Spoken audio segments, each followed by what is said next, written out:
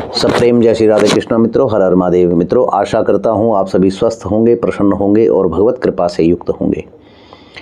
मित्रों, सनातन धर्म के अंतर्गत हम सभी प्रायः जो वैष्णव भक्त हैं, गृहस्थ भक्त हैं, भगवान नारायण पर अपनी श्रद्धा रखने वाले हैं, वे एकादशी के व्रत को अवश्य ही रखते हैं।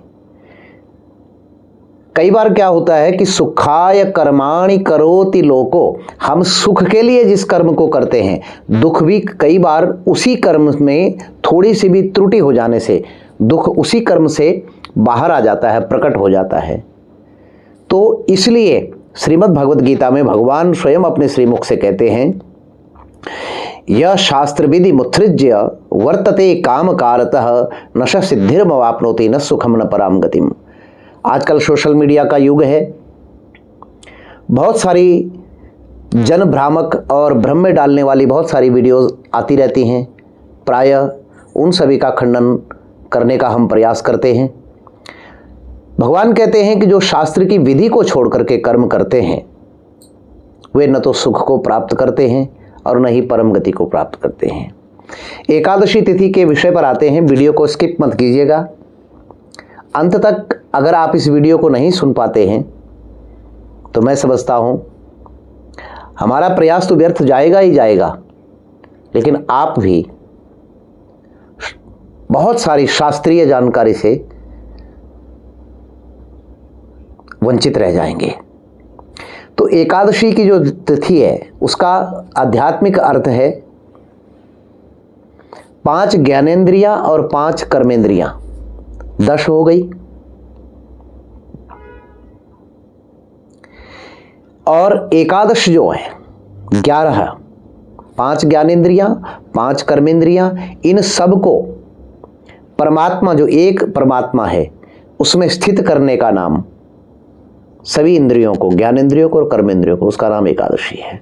तो एकादशी की तिथि जो सबसे बड़ा भ्रम और सबसे बड़ी भूल लोग करते हैं, वो क्या करते हैं कि एकादशी को उपवासी रह गए, व्रत रख लिया और एकादशी का व्रत हो गया। ऐसा नहीं है। शास्त्र कहता है कि इसकी तैयारी दशमी से होनी चाहिए। तो दशमी को क्या करना चाहिए वह पहले सुन लीजिएगा। पद्म पुराण उत्तरखंड 50वां अध्याय। काश्यम माशम मसूराश्च चणकान को द्रवासता शाकम मधुम परान्नंच पुनर्भोजन मैथुने वैष्णवो व्रतकर्ता च दशम्याम 10 वर्जयेत।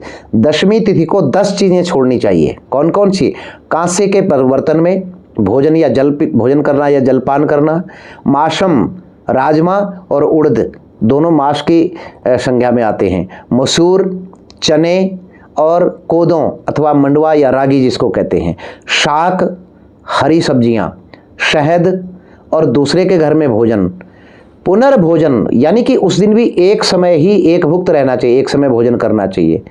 वैष्णवो व्रत करचाच दशम्याम 10 वर्जयेत। दशमी को ये 10 वस्तुएं छोड़ना, फिर एकादशी में प्रवेश करते हैं। एकादशी को 12 चीजें छोड़नी चाहिए। कौन कौन सी हैं वो चीजें?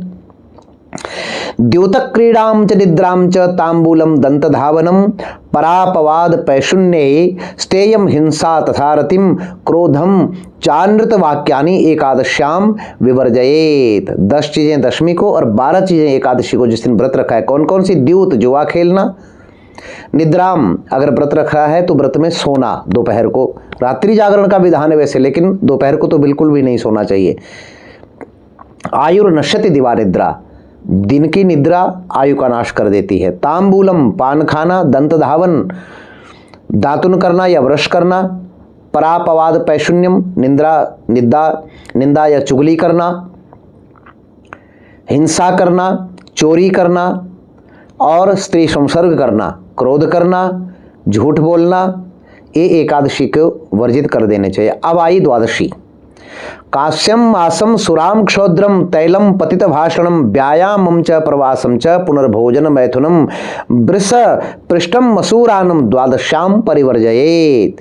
कांसे के बर्तनों का प्रयोग, राजमा और उड़द का प्रयोग, मदिरा का प्रयोग, शहद का प्रयोग, तेल का प्रयोग और पतित विचारों वाले व्यक्ति से, जो हर समय ही किसी न किसी की निंदा या चुगली करता रहता है, उससे बात करना, उस दिन व्यायाम करना, प्रवास, घर से बाहर या दूर कहीं रहना, तीर्थ को छोड़कर। पुनर्भोजन, उस दिन भी एक बार, पारणा के बाद एक बार ही भोजन, जिससे पारणा हो गई वही भोजन रहेगा। स्त्री संसर्ग करना, मसूर आदि का त्याग करना, ये द्वादशी को वर्जित करना चाहिए। पारणा में एक विशेष बात होती है कि द्वादशी में पारणा कब होनी चाहिए। यदि आप धर्म जिज्ञासु हैं तो इस वीडियो का अगला भाग हम शीघ्र ही प्रेषित करेंगे, उसे अवश्य देखिएगा।